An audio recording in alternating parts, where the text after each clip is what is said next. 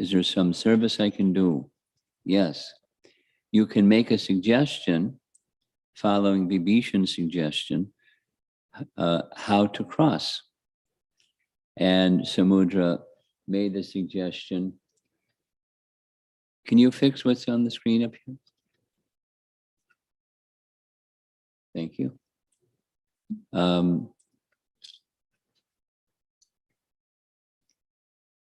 You can cross by building a bridge.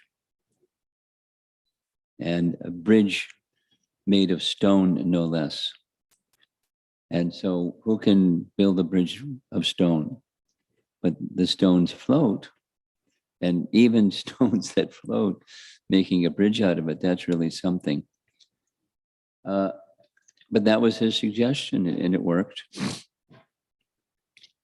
Another service, I'm just going to highlight things that you've heard before. But this is, the topic is the service, multiple services of Vibhisana. He discovered the disguised, here we see them looking like Rakshasas, but they were disguising themselves as Vanaras, but Vibhisana detected it, Ravana's spies, and he pointed them out, and the Vanaras wanted to like smash them, but that's not the culture, you don't smash them. Ram forgave them. Ram sent them back. They were very grateful. Not only grateful that they hadn't been smashed, but they understood, although they're Rakshasas, they understood the greatness and quality and character of Ram. Another service that Vibhisana did was, in a general sense, he assisted during the war. He helped give the spy information or intelligence information about who's who and what's what, and fortifications and entry points into the city and everything. But he gave additional, multiple forms of assistance. Periodically, Vibhishana informed Ram about certain demons and their prowess and making strategies, and he was very, very helpful. Now, Ram doesn't need any of that. He's omniscient and he's all powerful, and he's just giving service to Vibhishana, who's really happy to have service. Like Hanuman is really happy. Vibhishana is really happy. There's a nice painting. There we see, they're on the outskirts. On the right side is the Golden City. And over here is Vibhishana before Ram, giving strategy and suggestions and, counsel for Ram. Ram's just engaging him in service.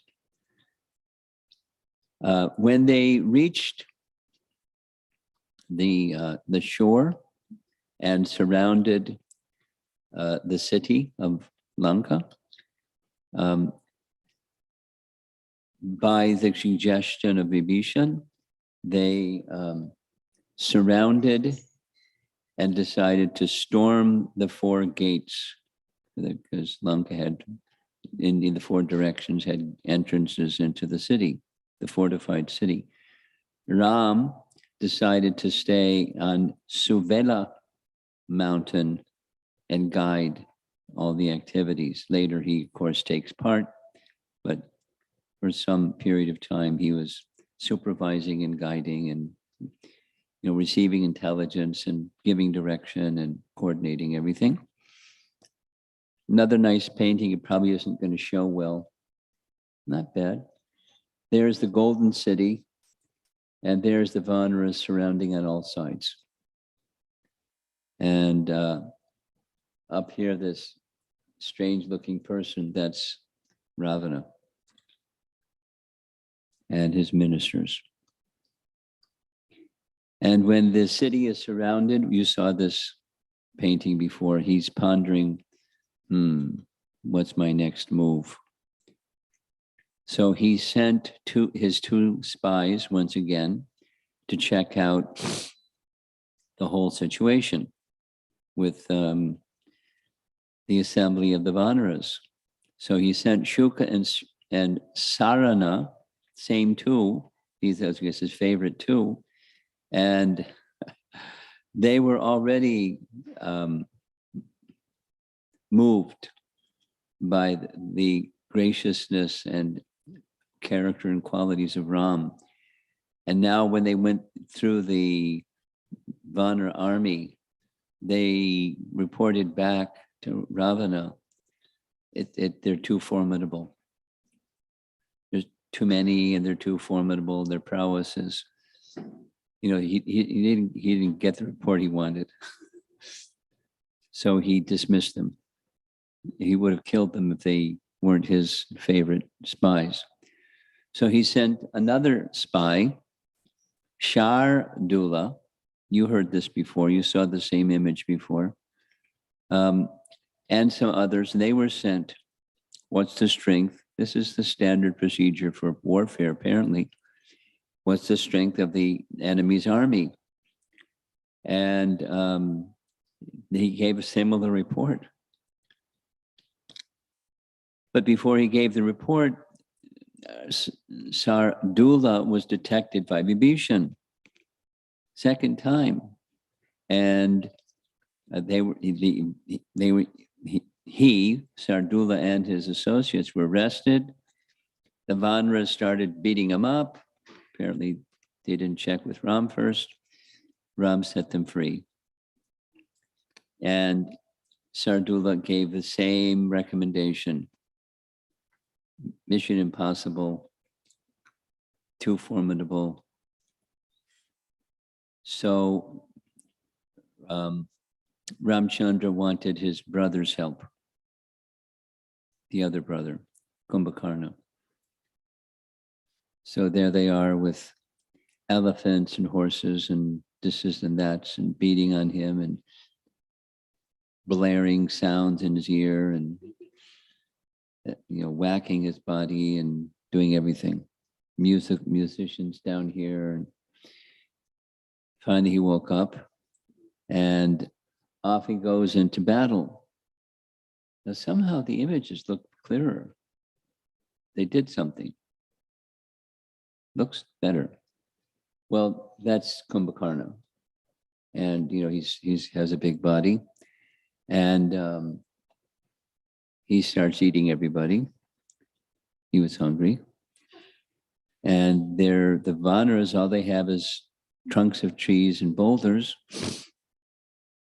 And then you remember what he did. He picked up Sugriva, took him inside. Sugriva bit his ear and nose and scratched him and put him in a lot of pain and jumped back into the army on the other side of the wall. Kumbhakarna couldn't believe it. He's never had anybody do that. So he came back onto the field, and you saw these in relation to Ravana, but it has to do with Vibhishan. That's what we're discussing. And so this painting shows Kumbhakarna was killed. Down here is Kumbhakarna's head. And over there are some of his limbs. And all of this is to lead up to, there's the Sanskrit of the verse. So this is the Yuddha Kanda, chapter 68. Tasya ayam karmana prato vipako mama shokada. Since that venerable Vibhishan, his name is at the end of the second line, my pious brother, was banished by me, this bitter fruit of that painful deed has come to me. I mean, he lost Kumbhakarna, who was so loyal because of his misdeed of banishing Vibhishan. The next service that he did had to do with Indrajit using his sorcery skills. He created a illusory Sita Devi, and that illusory Sita Devi was chopped by Indrajit there's Sita Devi before Hanuman, and there's Indrajit chopping her head. And there's her head lying down over there. And Hanuman was horrified. But Vibhishan consoled him and explained everything, that this is just Indrajit's mystic tricks. Sita is just fine, no worries. And, because elevated persons, they don't dwell in emotions. By good association, they can move from hurt emotions and all those things. And the next service that he did was, he knew that Indrajit would likely be doing a yajna, because that was the boon that he got from Brahma. And so he went to a secret place to do a yajna. Notice the skull right next to him over here. Indrajit was revealed by Vibhishan. He took Laksmana to that place, and they interrupted the yajna, and so his attempt was spoiled. Lakshmana ended up killing Indrajit, and so many other things happened, but we're just focusing now on service, Vibhishan's service. So finally, when it came to the destruction of Ravana, it was Vibhishan who said what to do, because he knew in Ravana's heart is a store of celestial nectar, which renews the life in his body. The only way to kill him is to strike at his heart with a divine weapon that can dry up the nectar. So that was a nice service, because everything else wasn't working. Not that Ram is not omniscient, but he was giving Vibhishan some service. And after Ravana was killed, there he is lying on the battlefield. Up in the sky, there's the demigods beating on drums and playing on horns and throwing down flowers.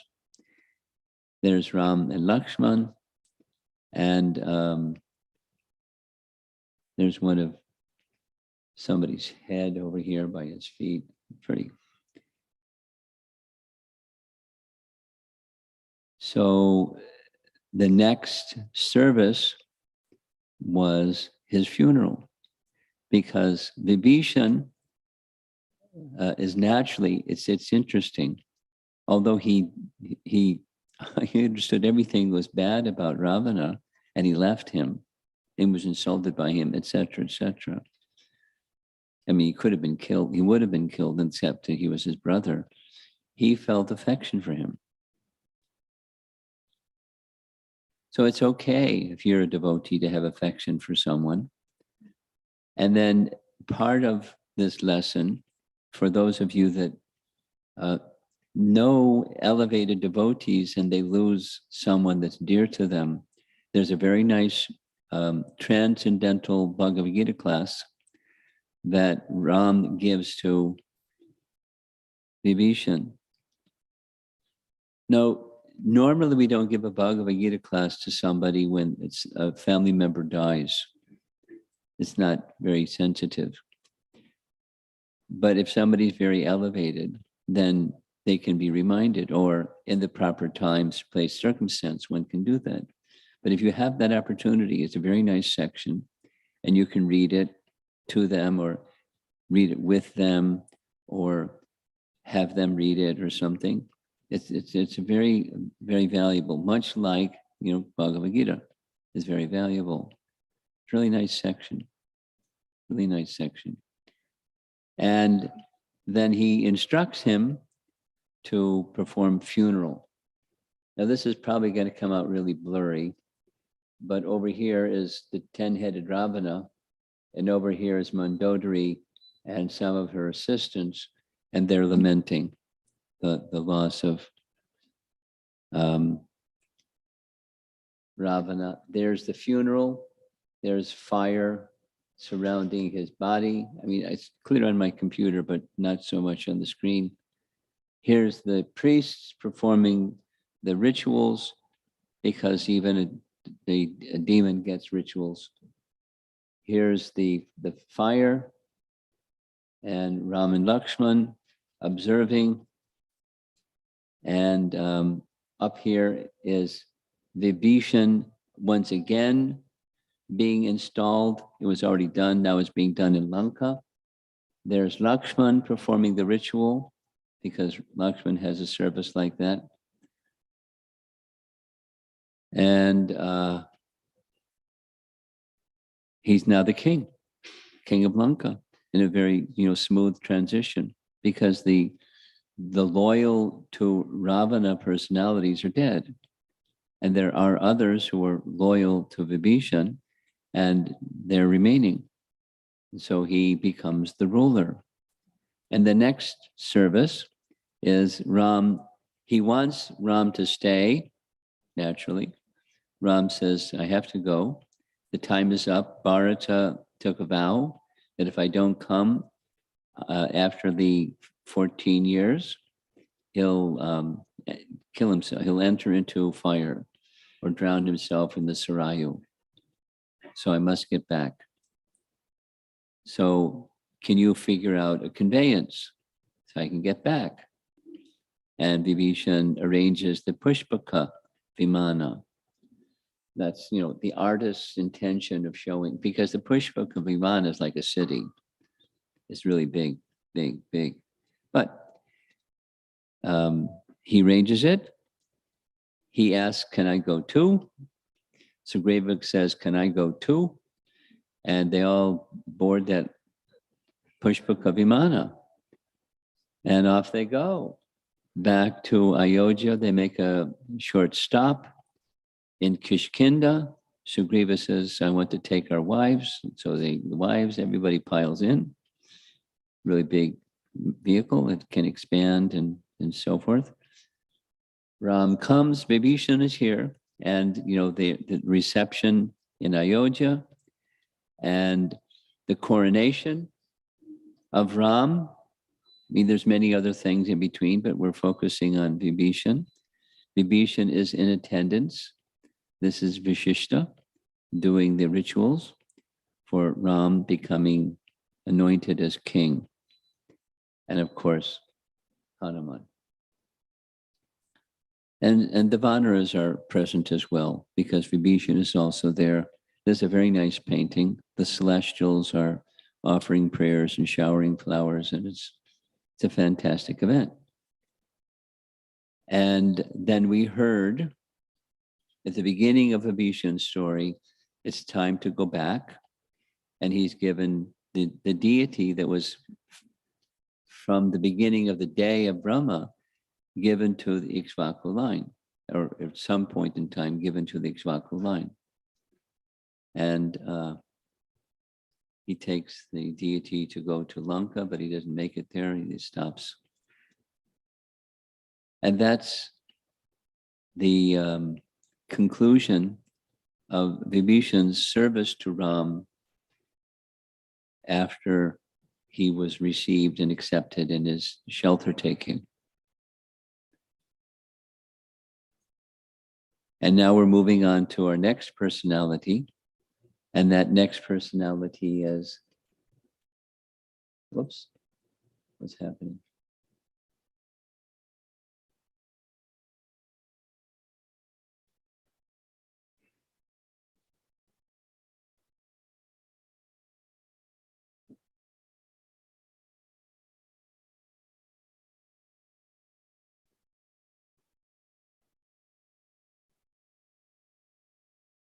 Go full screen, please.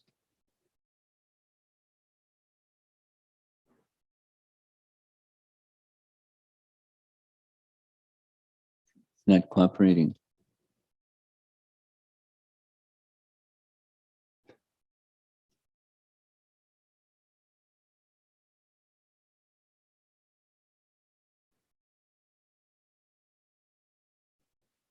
You know what? You probably didn't use what I gave you.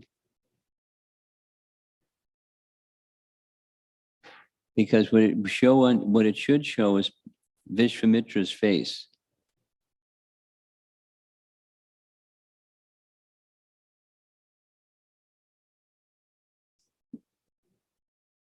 If you need me to do it again, I'll do it again.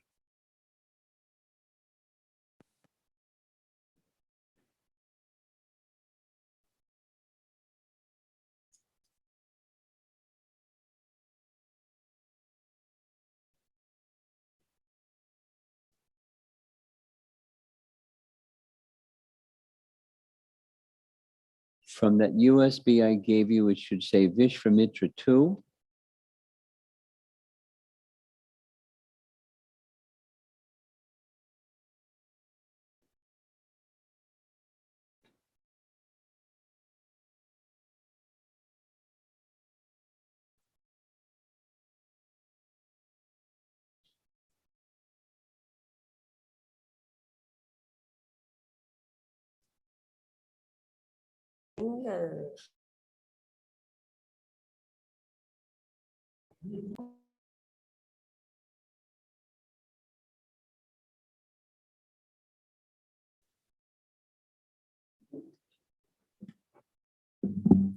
Time out.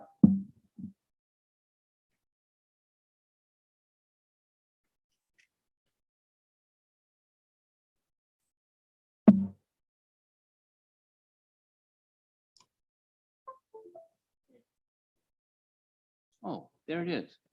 Okay. Full screen. Okay. Visvamitra.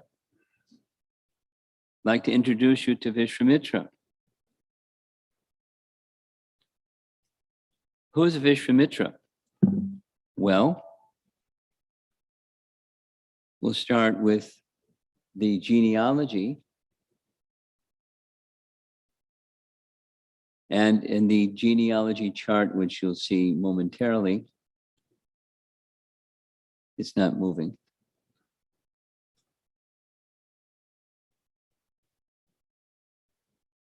That's Visvamitra part 2. I don't need Visvamitra part 2. I need Visvamitra part 1.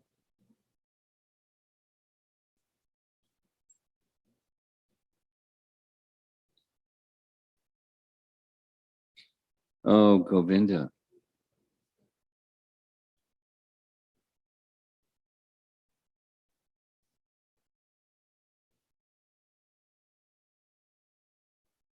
Technology is great when it works. Not part 2. Part 1. And it will, if it's the right with that one. It doesn't say part 1, but that's part 1. Because right after it is the genealogy.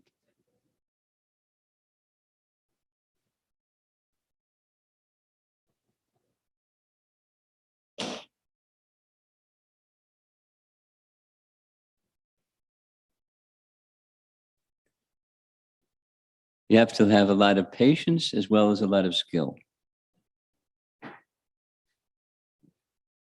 Yay.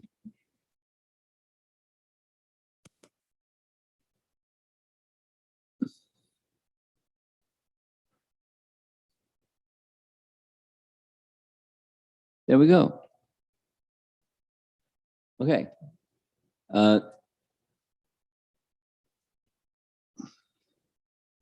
Here's Visvamitra's name. And here's his father's name, Gadi. And his father's name is Kushanabha. And his father's name is Kusha. And his father's name is Brahma. So Brahma, one of Brahma's direct sons, Kusha.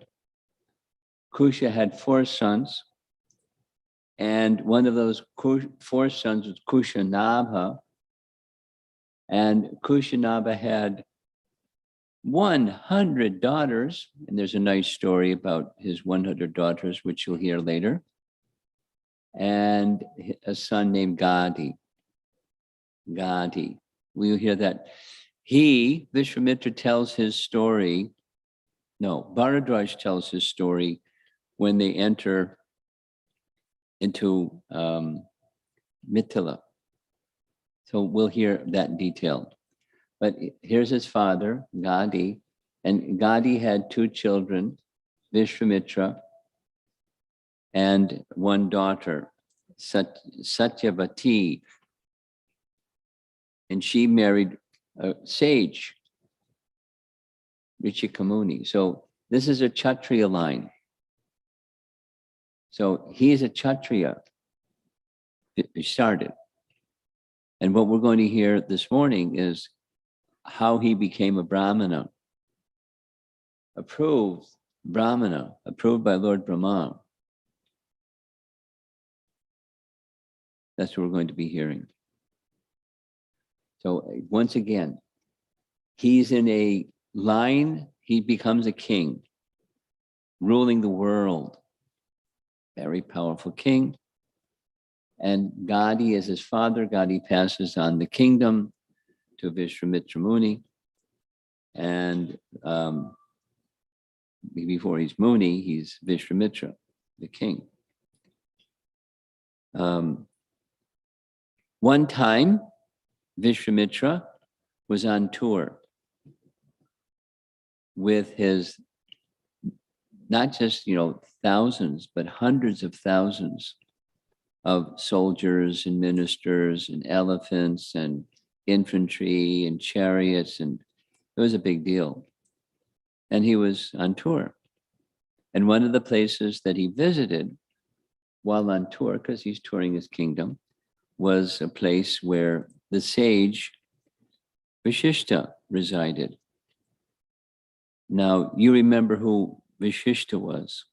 Vishishta, it's in your genealogy chart, but Vishishta was one of the sages that was born from a pot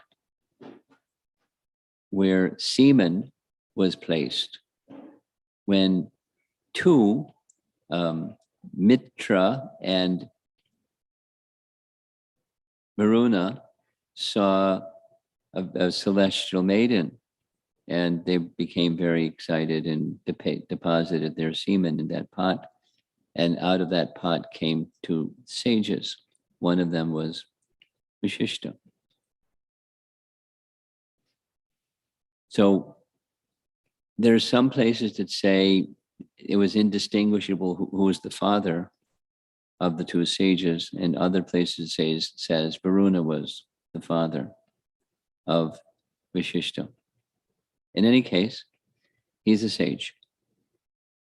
And while on tour, there was a series of events that unfolded where he picked a quarrel. But it didn't start like that. It started where he went to the hermitage of Vishishta, and Vishishta was really happy to receive the emperor. There he is. He's receiving the emperor very nicely. And here you see some of the austerities going on in the ashram. There's one standing upside down. Here's another that's, you can't tell so well, but he's seated on nails doing yoga. And there's another one seated on nails doing yoga. And, they're doing various duties here and there, austerities and practices.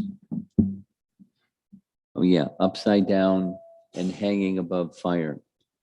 So, they did interesting things. And they had very pleasant exchange. And,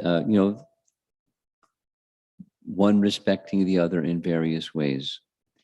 And in the course of their exchange, Vishishta wanted to offer to Visvamitra, the king, the emperor, some nice hospitality. So he said he wanted to offer him and his hundreds of thousands of soldiers and elephants and horses and this is and that's a big feast. And Visvamitra said, thanks, but you're just a sage living in a forest, and I'll just be satisfied with the forest fare, some roots and some berries and whatever it is that you have. So he said, no, I want to do this service. Here's the genealogy chart. We saw this before. There's Vishishta, and he's the son of Varuna and Urvashi. And you remember Varuna is the son of Kashyapa, ninth son of Kashyapa and Aditi. So this tells who Kashyapa was, and this says who Aditi was. You saw this before. And so he wanted to do that service. Here's the sage, here's Visvamitra, and here's some horses and some elephants and his army, his whole entourage, and I want to serve you all. And he declined, but Vishishta insisted. He said, for me, it's not a problem. I have a celestial cow, a Kamadhenu. Her name is Sabala. Sabala can do the whole thing.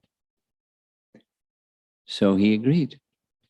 And much to everybody's amazement, except for Vishishta, look at all those arrangements. And there's a long description of a big arrangement. It all came from the body of Sabala.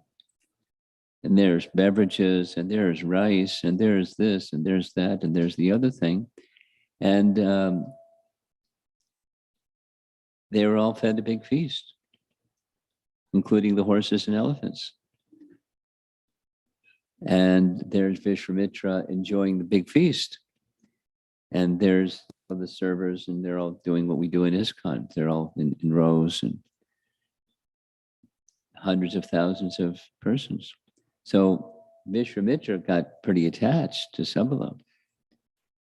And then he approached Vishishta and requested him, please give me the cow, and I will give you vast amounts of wealth in exchange.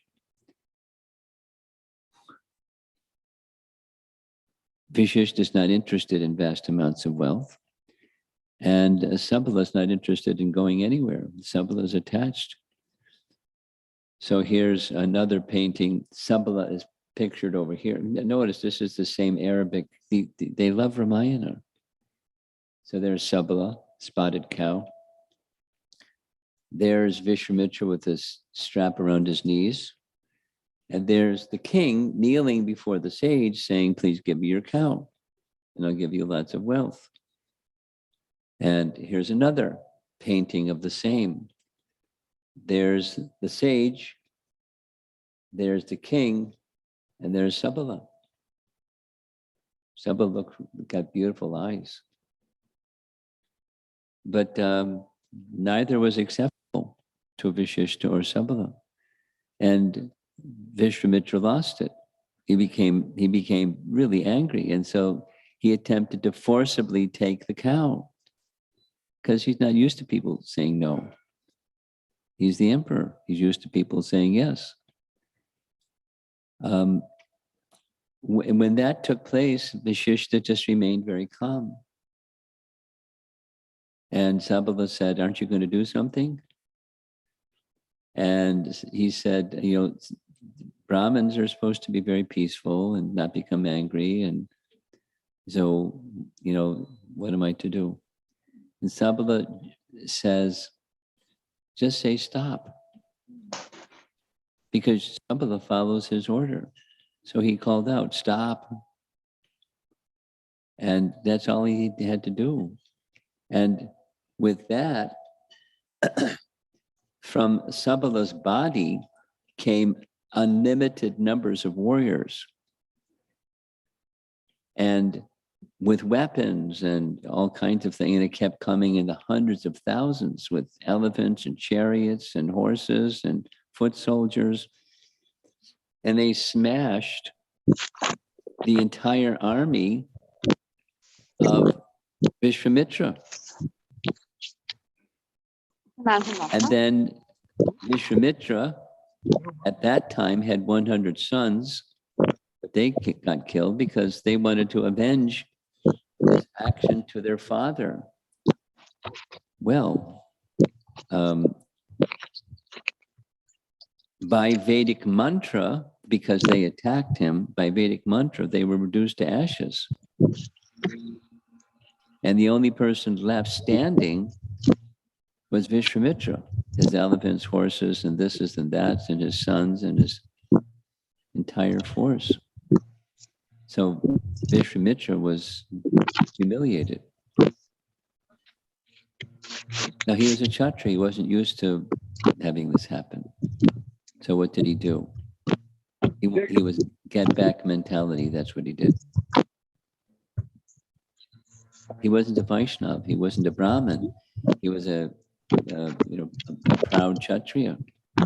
So he went to the forest and he underwent severe austerities.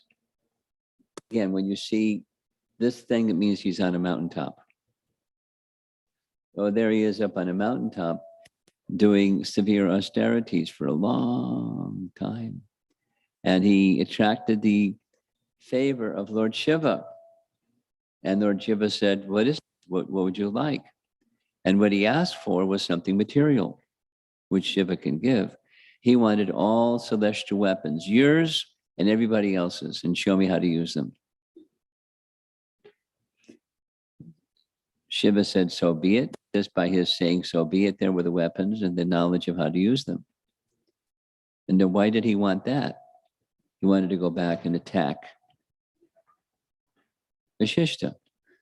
So he went back to attack Vashishta and sent this weapon, that weapon, the other weapon, the other weapon, the other weapon.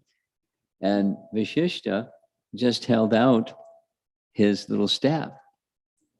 And all the weapons were absorbed in the staff. He's just smiling. And then fire started coming from the body of Vashishta, because these are very powerful weapons. And he's holding onto the staff that absorbed all the weapons. And the blazing fire was so intense that the demigods approached Vashishta and said, "Oh, most noble soul, extinguish the fire blazing from your body and save the world." So he gave up his anger. Just like that. Just like that. And spoke very mildly to Visvamitra. He said, this wasn't a good idea. Please don't do this again. You can go now.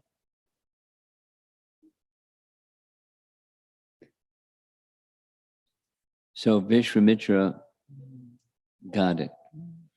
Brahminical power is greater than Kshatriya power. But you have to become a genuine Brahmana, not just by name. So what did he do? He went to the forest to engage in austerities for 1,000 years. He traveled, what the Ramayana says, to the southern region, doesn't say where. And his intention was material. He wanted to become a Brahmana, but not just a Brahmana Rishi or Brahmarshi. So after 1,000 years, Lord Brahma came and conferred upon him the title of Rajarsi. But that's not what he wanted. He doesn't want to become a Raja Rishi. He wants a Brahma Rishi, because that's where the strength is. That's where the strength is.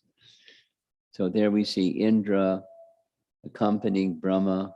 There's Brahma and other devatas conferring the Brahmarshi, the Rajarsi title. So more austerities and more austerities and more austerities. There's a very interesting next event, because he's got this hot temper, but he also has great compassion. He finds happiness in doing things for others.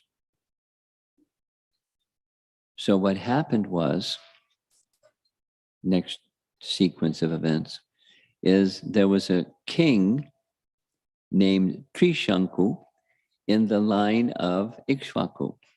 He was the ruling in Ayodhya. And he had this stupid desire that he wanted to attain heavenly destination in the same body.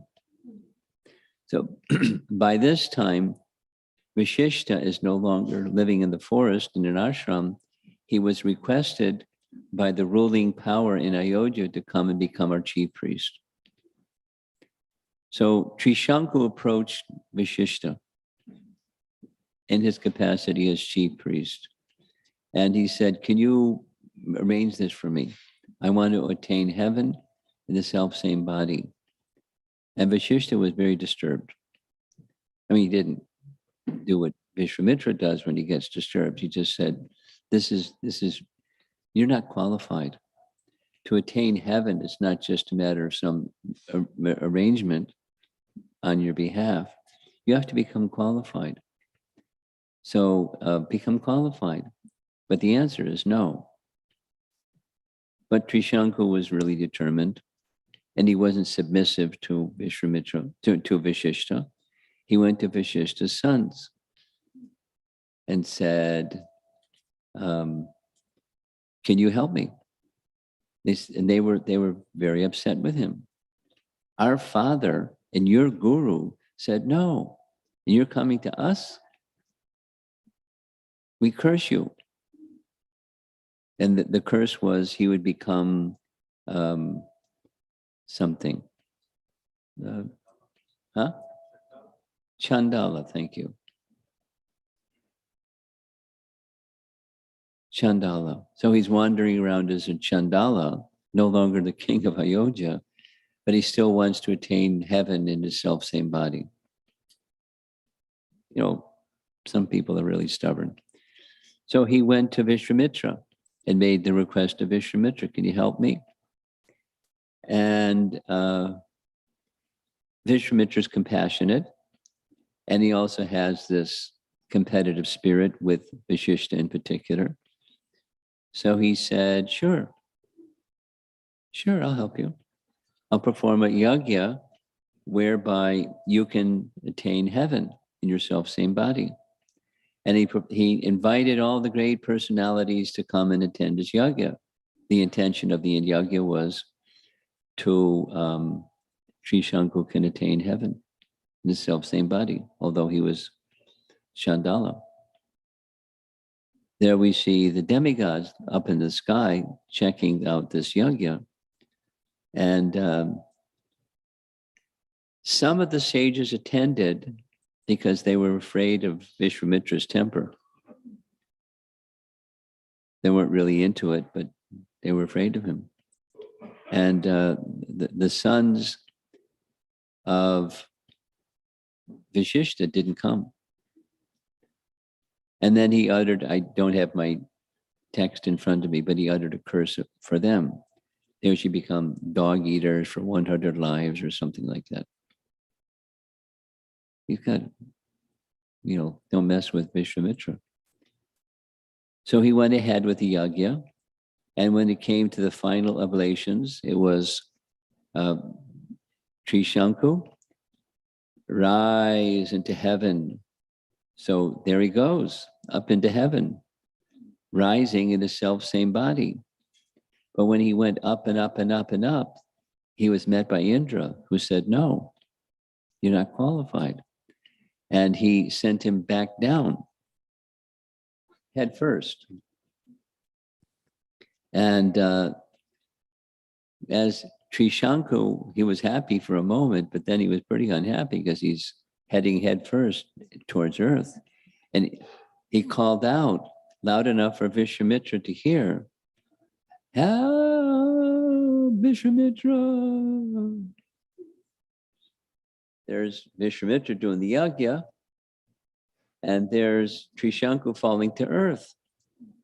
So here's another painting. You can probably see it a little bit better. There he is falling to earth upside down. Here he is where the yajna is going on, requesting to be sent to heaven in a self-same body. There's the yajna, the priest around doing the yajna, and there's the demigod saying you can't enter, headed by Indra in particular. So what happens next? Here he is, upside down, Trishanku. There's another carving of Visvamitra, and Trishanku is descending upside down from the heavenly region. Over here is the yajna. Here's those same Arabic artists depicting.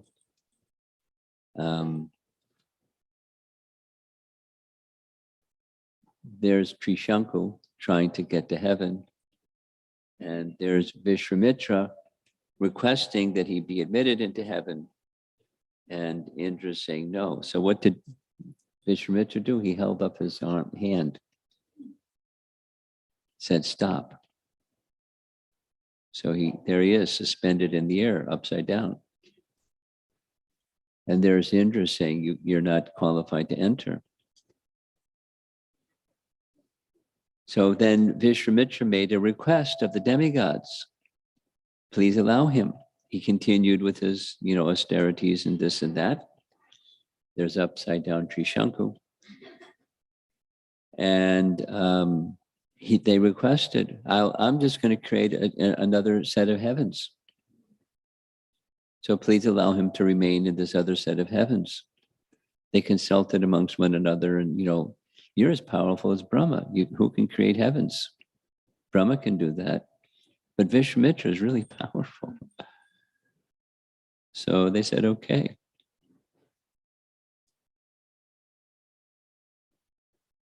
I asked, some of you know about the Temple of Vedic Planetarium. Temple of Vedic Planetarium. And there's a person in charge of the Temple of Vedic Planetarium, technology and, the conception of it. So I wrote him a letter. We have a relationship. So I wrote him a letter saying, is there anything in Vedic cosmology, because he's not dealing with modern cosmology, he deals with Vedic cosmology, that supports the second set of 28 nakshatras? Because in Vedic cosmology, the days of the year, the days of the month, there's 28. So as the moon moves through the nakshatras, and he created a second set. So I asked him, is there anything in Vedic cosmology that speaks about a second set? And Trishanku descending and be kind of like still there. And he said, that's a very interesting question. Yeah, there is something that's similar, and I can't remember the detail. But the devatas gave their consent. So there's Trishanku somewhere in the second set of nakshatra of stars in the sky, in his self-same body, just hanging out.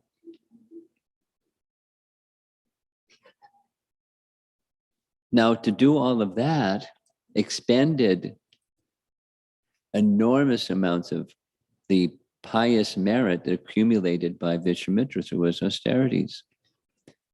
So what did he do? He did more austerities.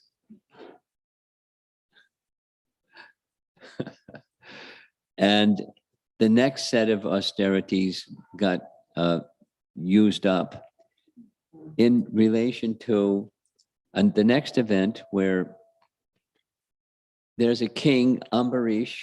It's not the same Ambarish that we read about in the 9th canto. It's very clear. But it's another king by the same name. And he was planning to do an Ashwamedha Yajna. And there was a problem because Indra was nervous, and Indra stole the horse for the Ashwamedha Yagya. And so the priests told the king, this is really bad. You have to complete the yagya. You either have to find that horse or find a human sacrifice and make the human sacrifice. You can't just get any old horse. It has to be that horse or human sacrifice. So they searched, they couldn't find the horse. We're going to see some images, paintings of this. And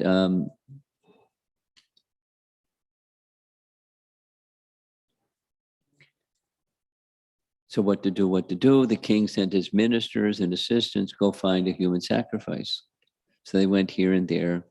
And when they went to Richika Muni, remember him? And Visvamitra's sister, who's Kaushiki, but she later became Kaushiki. Satya something. Satyavrata? Satyavrata, thank you.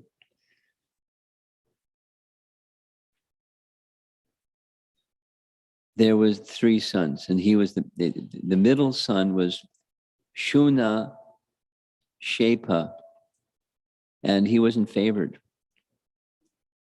by them. And so he volunteered. And he is being taken away and for human sacrifice. And then he changed his mind. Well, I don't want to do this. So what did he do? He went to his mother's brother, Visvamitra. Help. So he rescued him and expended some pious merit. So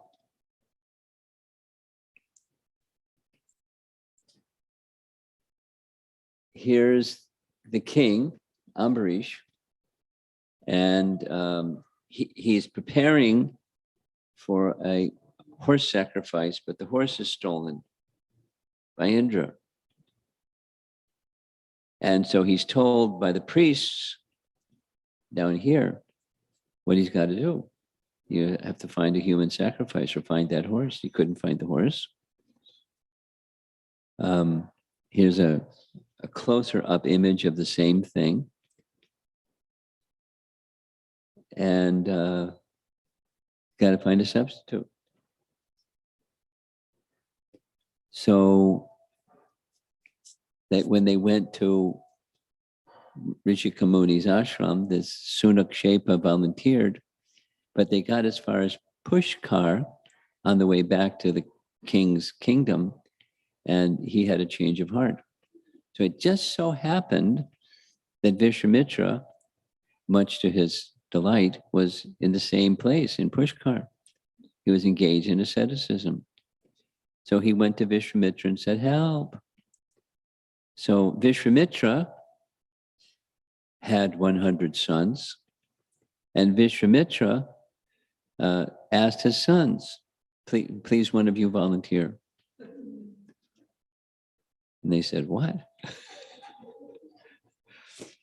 You don't like your sister's son to be human sacrifice. Why are you asking us? And he cursed him.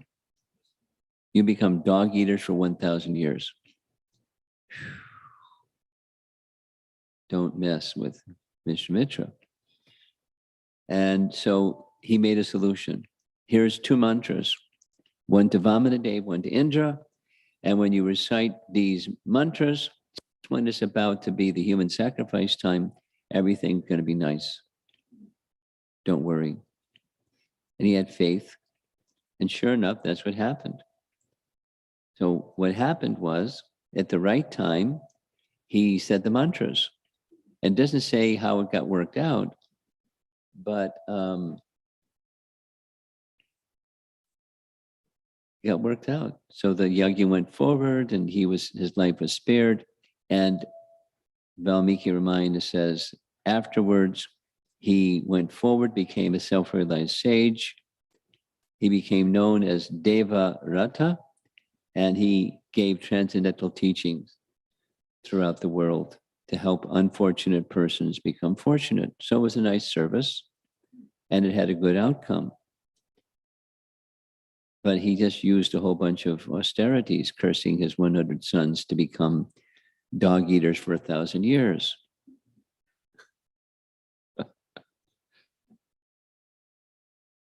And he still wants to become a Brahma Rishi. So he stayed in Pushkar for another 1,000 years and did austerities. And now he's got another title. He's a Rishi, not a Brahma Rishi yet. So, poor Visvamitra, he went into the Himalayas. And look at these austerities he's doing in the Himalayas. This one is he's building fire all around in the winter season and sitting there doing his austerities. Here he is again, hanging upside down. They don't see a fire underneath a tree. But sitting with his arms raised, standing on one leg, and so forth and so on. But over here, there's Menaka, because Indra is getting nervous. Uh-oh, maybe he wants to take over my post. Poor Indra. So he sent Menaka. And you know, this is a celebrated story that Prabhupada would say over and over again. He was in meditation. She started dancing. The tinkling of her ankle bells was all it took. And he opened his eyes and he saw Menaka, and it was all over. He lost it. So he became victim to lust. He resided with her for 100 years.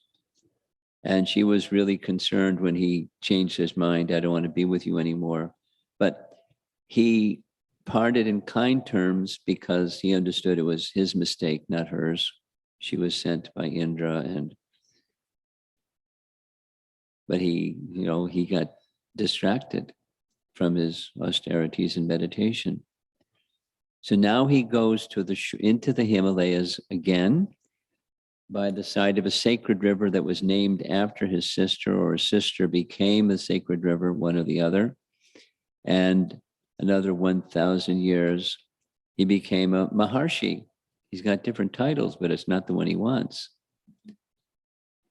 Because Brahma had determined he's not yet sense controlled. Okay, more austerities. Now, another heavenly damsel was sent, but he didn't get tricked by the other heavenly damsel. And Indra said, don't worry, we know we have a hot temper, but I'll accompany you and I'll come as a nightingale. A nightingale is a kind of bird that sings very sweetly, a nightingale. And so she agreed. And there's a painting of, there's the nightingales and there's the lady. And he cursed her to become a stone for some period of time. I forget the period of time. Poor Visvamitra. But he's very determined. And he heads next, goes to south, doesn't say where. Again, severe penances. Again, here's Brahma and Indra and different demigods, and he gets this nice title of a Maharshi. Next,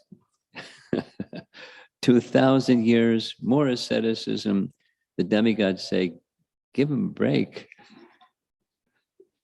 This man's really determined, and he looks like he passed a test when that lady came from the heavenly realm, although he cursed her. He's so recognized as having sense control. At last, he's given the title of a Brahmarshi. And Visvamitra really wanted Vashishta to say it too.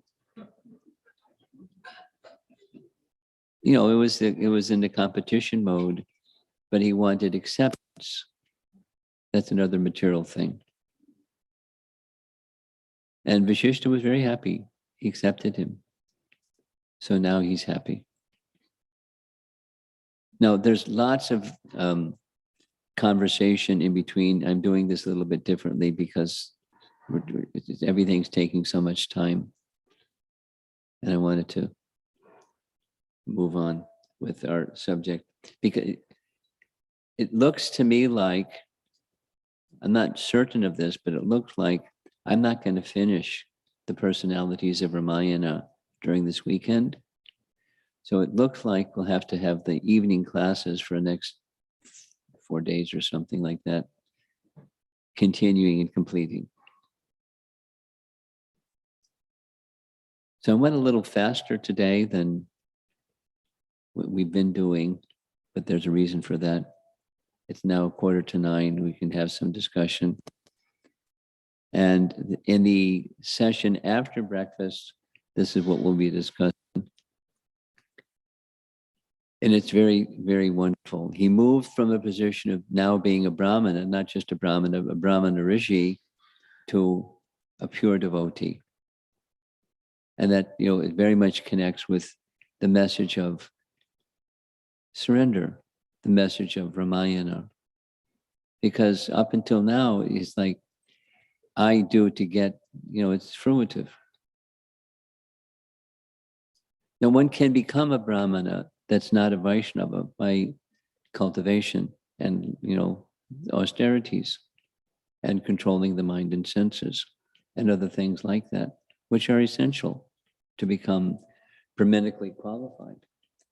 But there's beyond being Brahmanically qualified, which our teachings say. So that's what this little section is doing. It's itihasa. It's a history that's giving in story, actual history example, something that's part of our teachings. It's filled, there's many verses, I should say, in the Bhagavatam that speak about becoming a qualified Brahman that's not a devotee. It's incomplete. It says many other things. But one becomes a devotee, that's complete. So he's not complete yet. But, you know, he started with this really, you know, arrogant, prideful, get back, because he's a Kshatriya, you know, he's got to compete. But he got beyond competition, eventually as he became a devotee. And the qualified Brahmana, Vishishta, accepts him. He honors him, what we were going to hear. He praises him. He advises Dasarath, do what he says. He's so powerful, he can create a heavenly planet. He doesn't need your help. Your sons will be protected, don't worry. He has so much power. He wants this for the benefit of your sons. So say yes. If you say no, you got a problem. I mean, he just gave instruction, but Dasarath, despite his transcendental attachment to Ram, he agreed. So we're going to hear that after breakfast. Let's see if there's some discussion. I see a hand up already. I see 2 hands up already.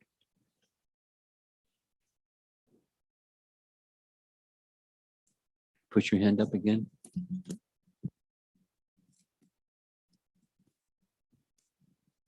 The other one can go to Radha. Yeah. Oh, I'm sorry. It's dark out there. Hare Krishna Maharaj. Yeah. Visvamitra gained the status of Brahma Rishi. Is that same as a pure devotee? No, it's a Brahmana. It's a learned Brahmana. Rishi, Brahmana. It's not a status of pure devotee. Not in spirit. Okay. That's what I was wondering, because learned Brahmana. Yeah. So the thought that I was having is, if he has gone to become a devotee, even if not pure devotee, at least devotee. He's not a devotee yet. Oh, not a devotee yet. Okay. You have the same question. Yes? Thank you. Maharaj, I have actually a few questions about the interaction of Visvamitra and Vashishta. Speak slowly. Speak 2 questions about. Interactions of Visvamitra with Vashishta. Okay. So Vashishta Muni is exemplifying quality of simplicity. A guest come to his house and he's, giving honor and serving the guest. Yeah. And Vishwamitra initially proved to be very innocent and trustworthy. But later, it proved that Vishwamitra actually had his ulterior motive that got developed within that meeting with Vashishta. So Vashishta was putting up a fight for his self-preservation or preservation of his service or the cow in this case. But Vishwamitra's fight was for his selfish motive. And I'm actually even drawing a parallel of this. Well, I want to edit what you just said. Yes, ma'am. Can I edit what you just said? Yes, ma'am. He responded because that Sambala asked him to. He had affection. And she said, "Are you abandoning me? Did I betray you? Did I do something wrong?" You know, but I'm a Brahmana. I have to be tolerant of things. She said, "All you have to do is say stop." That's it. So that was for her, not for himself. I mean, he was attached. He had a relationship of affection, but he was ready to be a tolerant Brahmana. But not when her request came to him, he fulfilled her request. Okay? Yes, No, carry on. So, what was Vashishta Muni's,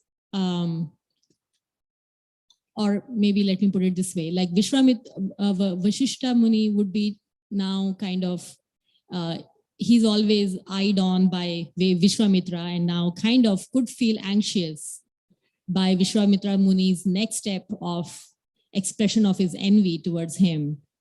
So seems like, Vashishta Muni could feel distracted from his devotional service because now he wasn't on the platform of devotional. He wasn't distracted from devotional service. He wasn't in devotional service. He was a Kshatriya wanting power. How about Vashishta Muni? Was he? I'm saying that Vashishta Muni was doing his devotional service and got distracted by the attempts of Vishwamitra Muni trying to compete with him. We don't know that he was engaged in devotional service. Okay. We know that he was a Brahmana, and he had Brahminical quality, like anything. Brahminical power, Brahminical forgiveness, tolerance, simplicity, hospitality. He had, he had Brahminical quality. We don't know that he was a devotee. I mean, we had this discussion earlier. If you remember the commentary by Sridhar Swami that said, he is in the verse of the Bhagavatam where this is discussed. Sridhar Swami says he's considered ordinary because he was an impersonalist. Now, it may not be the same. It may be the same, may not be the same. But for sure, we know that he was a Brahmana. We don't know that he was a devotee. And the next question that I anticipate from our very careful listening audience is, at what point did he become a devotee and how did that happen? I'm anticipating that question. Maybe you're planning to ask that question. There's no indication that the principle is he had to have some devotee association. So quite possibly that devotee association was Dasarath. or the line of kings that are the ancestors of Dasarath because they're devotees. And through their association, he became a devotee. But we have no indication that he was prior to that a devotee. He was a very qualified Brahmin. No, I'm probably messing up your question. So could you carry on with your question? So now my question is for Visvamitra Muni. So he was acting out the way he did. He was acting out what? The way he did with Vashishta Muni was because of his Kshatriya qualities. Yes. So here I'm trying to understand the role of psychophysical nature. The role of? Psychophysical nature of a person. Well, it wasn't just because of his Brahminical, his Kshatriya nature, because a true Kshatriya is respectful to the Brahmanas. And he was missing something. So it was prideful along with Kshatriya nature. Prideful to the extent that he was ready to like kill, attack with weapons a Brahmana. So it wasn't just Kshatriya nature. But I'm again, probably spoiling your question. No, Maharaj. I think the last part of the question is that the devotional service, which probably you are going to touch upon later. Speak slowly. The devotional service to the Lord, could it purify the psychophysical nature of a person and along with... Oh yeah. That's us. We're born with a psychophysical nature, and can it change? Sure. Can it just become spiritualized and not change? Sure. But it can also change. Look at Magari, etc. Psychophysical nature can change, or psychophysical nature can become spiritualized.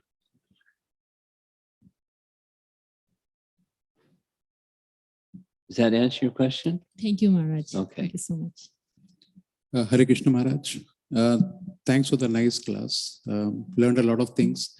One thing which always comes to my mind is we mention in Ramayana the length of the Rama Setu is 800 miles, whereas today it's about 31 miles. So how do we understand that in today's terms? I have no idea. And there's another question which I had from one of your previous class about Lord Brahma, like once in every day of Lord Brahma, Lord Krishna appears. So then the Brahma Vimohan Leela happens once every day of Brahma. Yes. But then how does Brahma forgets that he went through the same situation one day before? How did anybody forget? Where does forgetfulness come from? Okay. Bhagavad Gita. Yeah. Right?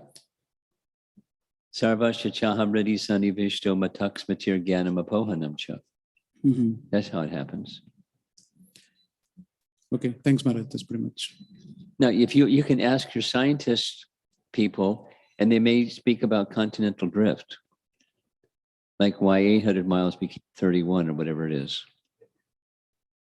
They may have an interesting answer to that question. I don't know. Thank you, Maharaj. Hare Krishna, Maharaj. Yes. Hare Krishna. My question is on Vibhishan. And while he was performing his services towards the Lord, was that when you say he, who is he? Vibhishan.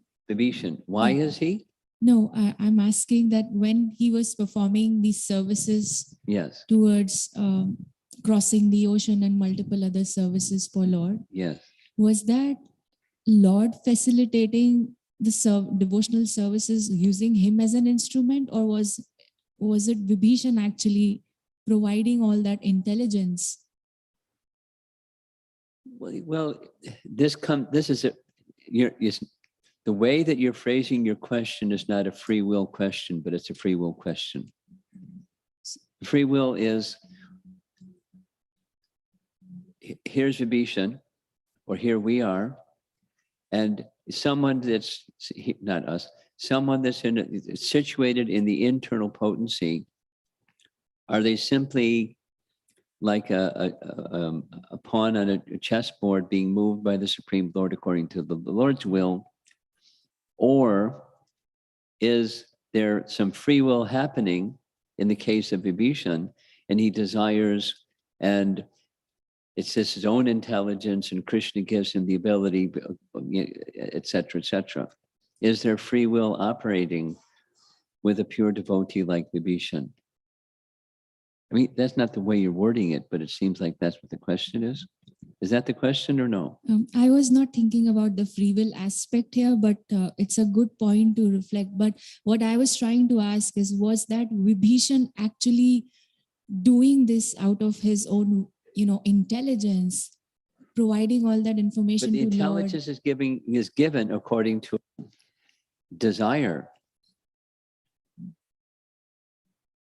Supposing somebody's disposition is a thief, where does the intelligence come from? It comes from super soul. Supposing somebody is a devotee, where does the intelligence come from? It comes from super soul. So his intelligence is guiding, but Krishna is simply engaging, Ram is simply engaging him according to his desire, and then intelligence is given, and he does stuff. So that's pure devotion, pure devotional service. There is a free will factor, and there's the Lord's reciprocating with the free will of the living entity factor.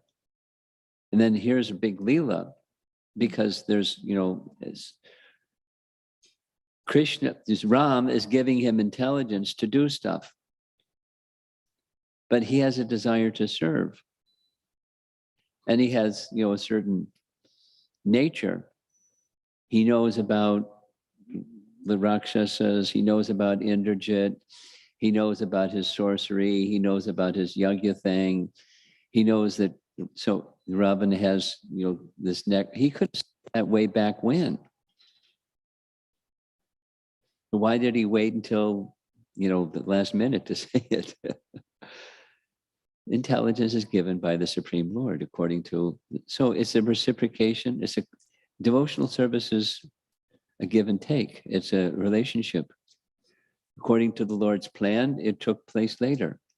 His desire to serve is his desire to serve, but the intelligence, how to serve and when to serve, etc., that's a relationship issue. And there's free will operating, and then there's the Lord's reciprocating. The Lord could have given him that intelligence beforehand, but it didn't match the Leela. So then we also mentioned that the Supreme Lord is all-knowing. Yes. He had all these Of course. He did. And then he was using Vibhishan as an instrument to exchange that reciprocation. He knew all this before. But even that's okay. The omniscience doesn't mean it's predetermined or static. It's like, that's it, because I know it's it. So there's give and take. There's a dynamic. Okay.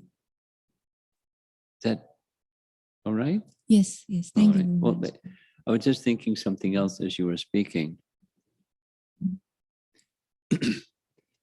He didn't need Vibhishan to do any of this stuff. With the tip of his little finger, they're all finished. But he knows that Vibhishan wants some service, so he's giving him some service. And he has, Krishna's giving, or Ram's giving him intelligence, what to do, when to do it. We read, the chariot driver of Indra, Matali, said, hey, remember that arrow that was given to you by Agastya? Now's the time.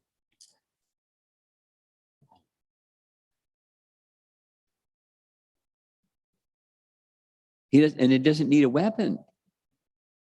And it's, weapon from Agastya, giving Agastya some service. It's just, it's an exchange of love. I mean, it's okay to look at the details, but the essence is the essence. And the detail is the lila. And the essence is loving reciprocation with different living entities. That's what lila is.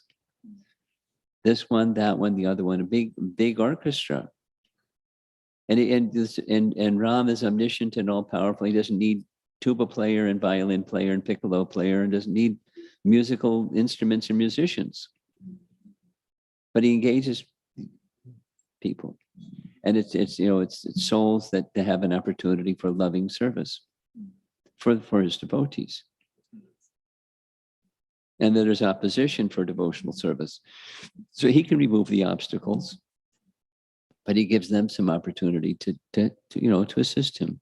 And they feel happy assisting him, although he doesn't need it. That's this flow, this exchange. That's what lila is.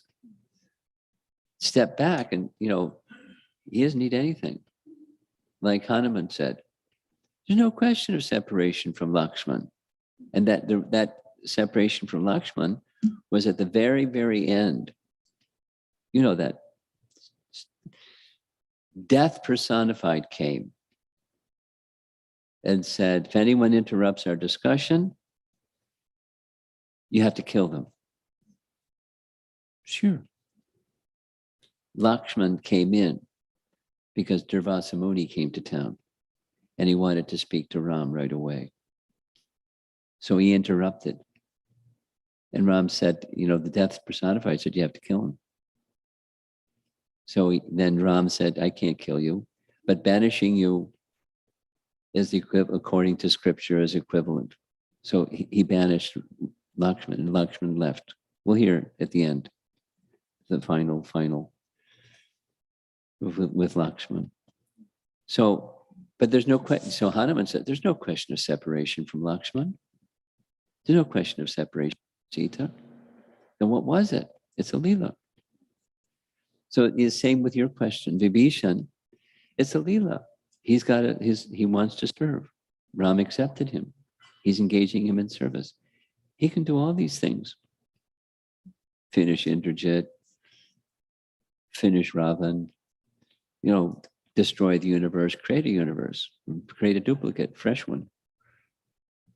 He's all powerful, but he's engaging his devotees. And so your question specific was his intelligence, and it's given by Krishna, or given by Ram.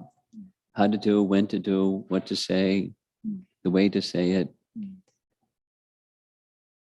It's loving exchange. That's lila.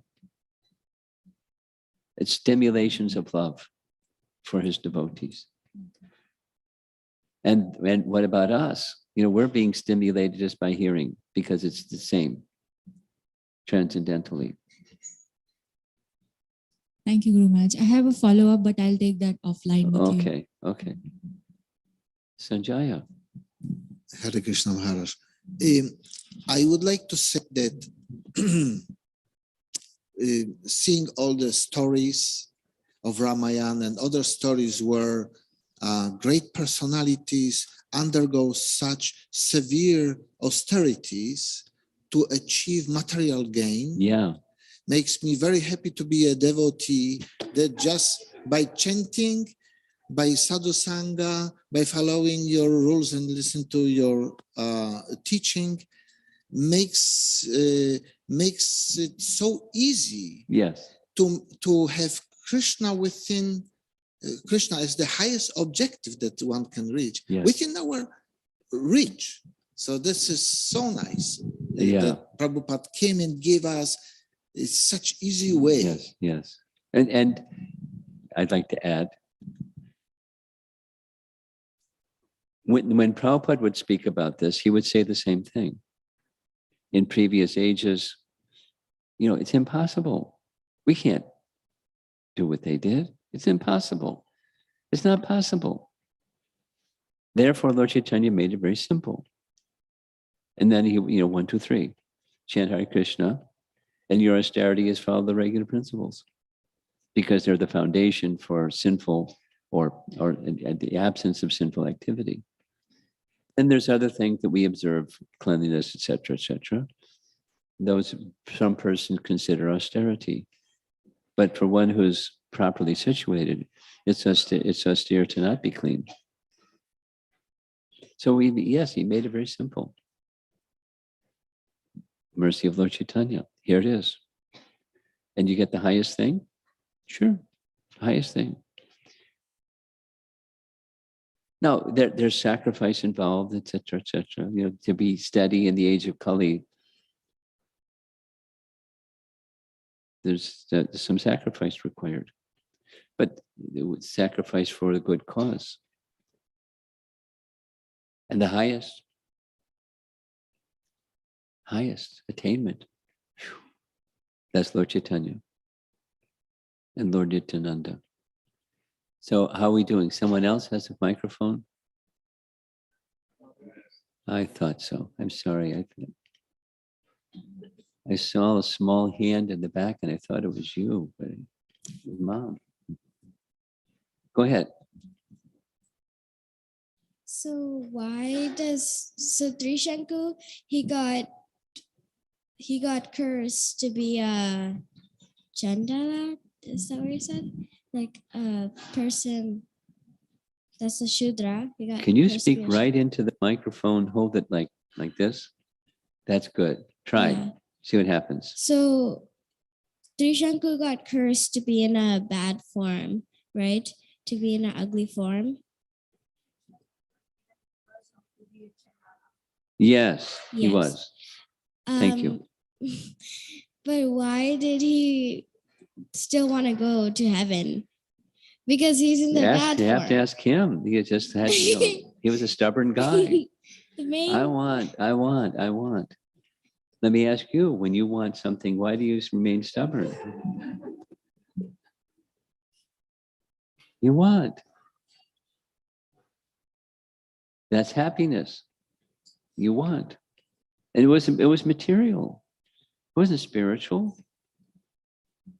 When somebody, some people are stubborn. And they just, doesn't matter. The hardship and Chandala, and I'm stubborn. Anyway, that was his thing. yeah, Material. because the main point to go to heaven was to have a beautiful body. He wanted to keep it. Well, that's you, and it wasn't him. He just wanted to, whatever was the reason to get there, that's what he wanted. Opulence and stuff. Mhm. Look what he got. He had an upside down Chandala.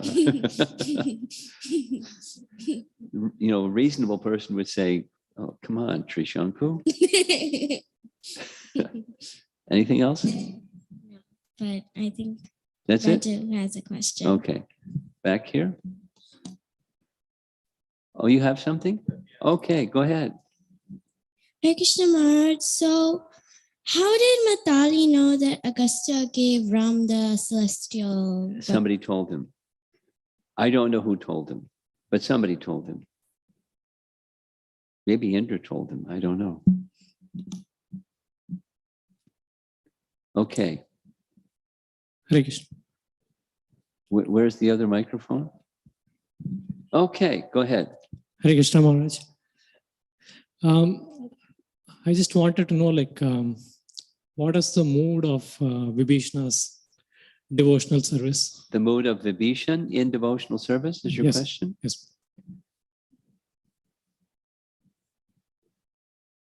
But he wasn't just waiting.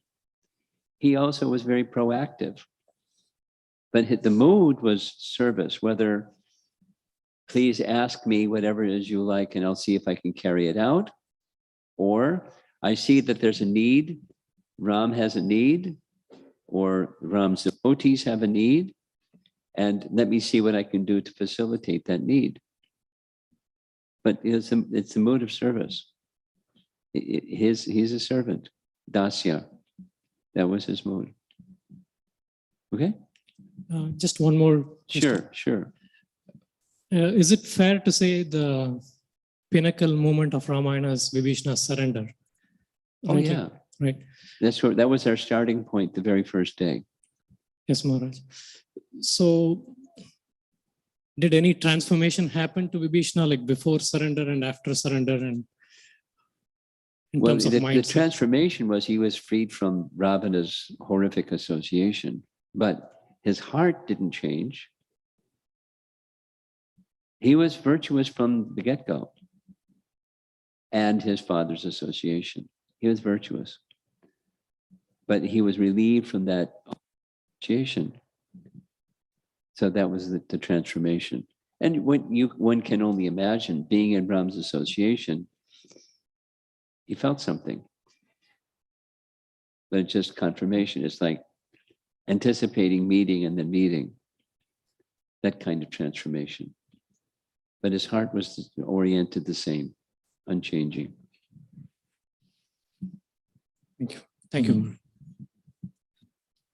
Hare Krishna Maharaj. This is a devotee relationship question.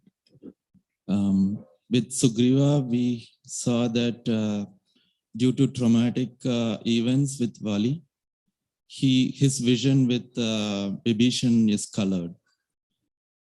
And with devotees, sometimes we encounter difficult circumstances. And because of that, there is a hesitation. And because of that, there's what? There is a hesitation. There's a what? Hesitation? Yes. Hesitation with other devotees, even if they want to extend themselves. Even if they want to extend. So what to do to come out of that? Be patient.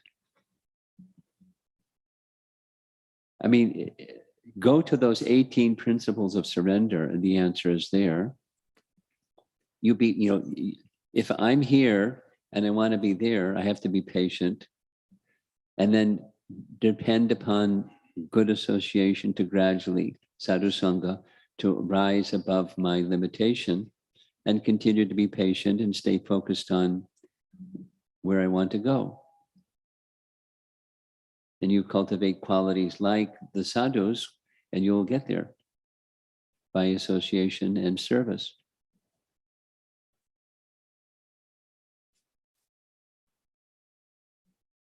At some point, there can be, as the expression goes, a leap of faith. I'm over here and I'm feeling hesitant for this, that reason. But with faith in sadhus and Krishna, at certain point in time, let me take that leap of faith, that step, and break out of whatever the obstacle was. Best to do it thoughtfully, not impetuously. I'm a follower of Bhaktivinoda Thakur in this regard. You didn't use this word, it's my word, but he's an incrementalist. Progress is best made with a series of small steps because it's sustainable. And that's progress, sustainable. So, is that an answer to your question? Yes, Maharaj. Hare Krishna. In a follow-up to the earlier question about the individual's desire to go up to heaven, to be taken aloft, I believe you mentioned the materiality perhaps involved in that decision. Perhaps what? The materiality of being in heaven. Materiality, yeah. Yes. Then we're saying there's no sense of the power of wanting to be godlike, of wanting to be a god. That wasn't a consideration at all, you think? I couldn't follow. Well, I would think that anyone who desires to go to heaven perhaps might want to feel as a god and have the power associated with God. Sure, but that's material. Isn't it? Wouldn't it be spiritual as well if you desire to be a god? Why wouldn't it be spiritual? I don't know. Because it relates to heaven and to being where gods are. You're more godly because you're closer to God, but you're not. It's not spiritual. Mode of goodness is not spiritual. It's a place for mode of goodness people, but mode of goodness is not spiritual. And there's no sheer power. Oh yeah, there's fairly power, but this power isn't spiritual. Mode of goodness has a power. Just that was this whole description about Visvamitra wanted the power of Vishishta. I want Brahminical power because it's greater than Kshatriya power. And Brahmanas attain heaven. There's power in being a Brahmana, being in the mode of goodness, being fixed in the mode of goodness. There's power. It's not spiritual. Thank you.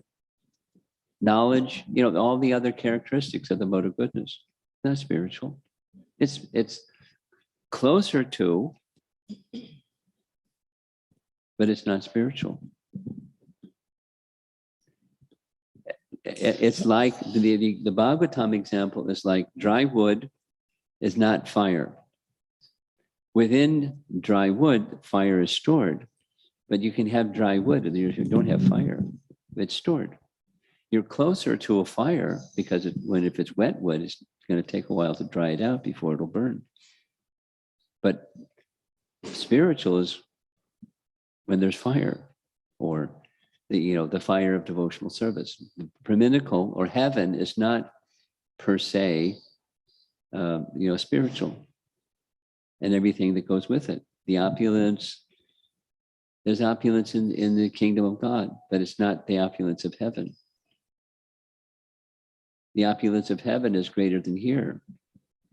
Power, knowledge, elevation of good character, wealth, etc., etc. I mean, people want to go there because it's got good stuff, including power.